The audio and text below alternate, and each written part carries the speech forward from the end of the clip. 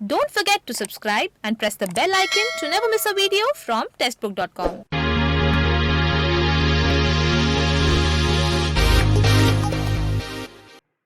नमस्कार, स्वागत है आपका टेस्टबुक.com में। हम डेली बहुत सी तरह तरह की खबरों को पढ़ते और सुनते हैं।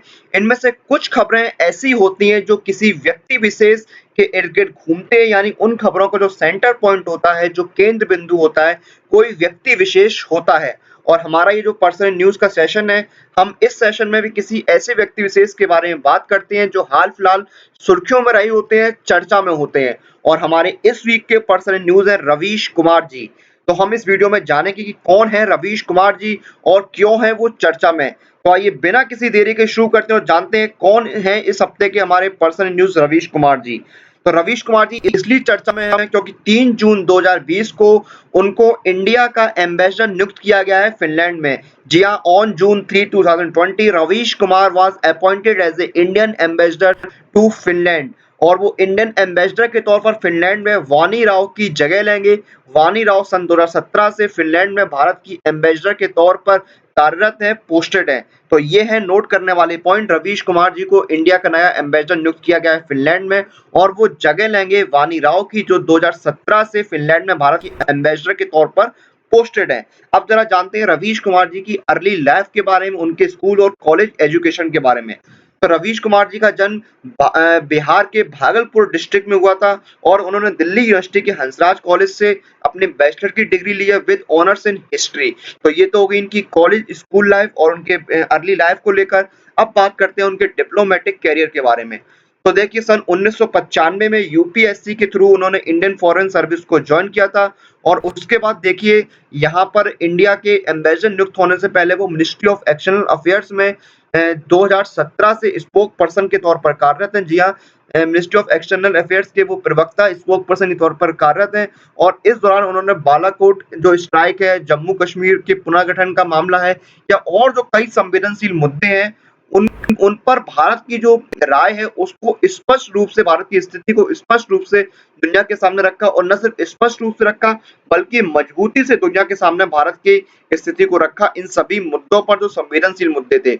और मिनिस्ट्री ऑफ एक्सटर्नल अफेयर्स में प्रवक्ता बनने से पहले वो फ्रैंकफर्ट में भारत के महावाणिज्य दूत के रूप में भी सेवारत थे और उन्होंने अपने कैरियर की शुरुआत 1995 में की थी इंडियन फॉरेन सर्विस को ज्वाइन करके।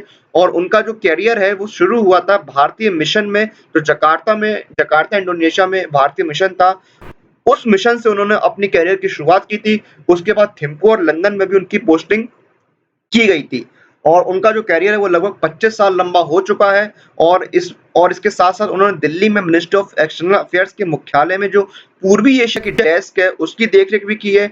और 2013 से 2017 तक फ्रैंकफर्ट में कौंसल जनरल के रूप में भी उनकी पोस्टिंग की गई थी और बाद में जकार्ता में डिप्टी चीफ ऑफ मिशन के तौर पर भी उन्होंने कार्यरत रहे हैं। अगर हम बात करें फिनलैंड की, तो फिनलैंड भारत की दृष्टि से एक बहुत महत्वपूर्ण देश है क्योंकि पिछले कुछ वर्षों में द्विपक्षीय जो व्यापार होता है उसमें काफी तेजी आई है।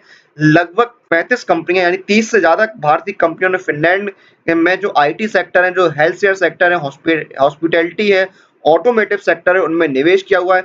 जबकि 100 से ज्यादा जो फिनलैंड की कंपनियां हैं उन्होंने भारत में ऊर्जा, वस्त्र, बिजली संयंत्र और इलेक्ट्रॉनिक्स के क्षेत्रों में भी काम किया हुआ है। तो ये थी यहाँ पर डिप्लोमेटिक कैरियर के बारे में बात, रवीश कुमार जी के बारे में। और ये थे हमारे इस हफ्ते के पर्सनल न्यूज रवीश कुमार जी, जो कि इसलिए चर्चा में है क्योंकि फिनलैंड में उनको इंडिया का नया एम्बेसडर नियुक्त किया गया है और वो फिनलैंड में भारत के एम्बेसडर के तौर पर वानी राव जी की जगह लेंगे। वानी राव जी सन 2017 से फिनलैंड में भारतीय एम्बेसडर के तौर पर पोस्टेड है। इसी के साथ हमारा इस हफ्ते का पर्सनल न्यूज सेशन यहीं पर खत्म करते हैं। और ऐसे एस्पिरेंट्स जो अपने एग्जाम प्रिपरेशन के लिए, अपने स्टडी मटेरियल के लिए घर से बाहर नहीं जा पा रहे हैं तो उनको परेशान होने की जरूरत नहीं है। आप टेक्स्ट बुक के साथ घर बैठे अपनी एग्जाम प्रिपरेशन कर सकते हैं। तो अपनी एग्जाम प्रिपरेशन के लिए और एग्जाम रिलेटेड अपडेट्स के लिए टेक्स्ट बुक के साथ जुड़े रहिए। हमें लाइक कीजिए, शेयर कीजिए, कमेंट कीजिए and press the bell icon for all the latest update regarding your exam.